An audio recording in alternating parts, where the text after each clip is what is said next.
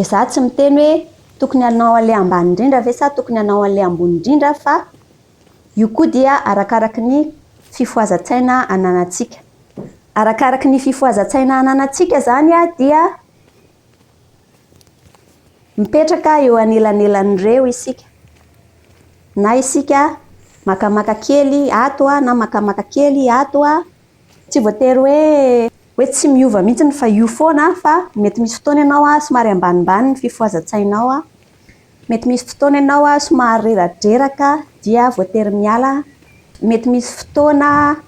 mavesatra loatra ilay izy dia tsy maintsy ahena kely fa na dia eo ary zany fiovaovantsika rehetrarehetra zany dia tsy manakana ny hoe misy ny farany ambony dia misy ilay ambany, fa ilay maximum ihany koa mety tsy voafetra.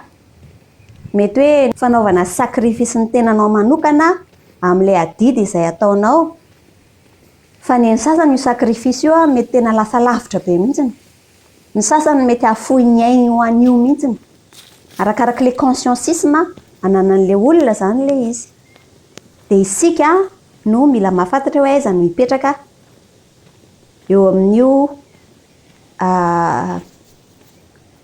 marjefy io zany.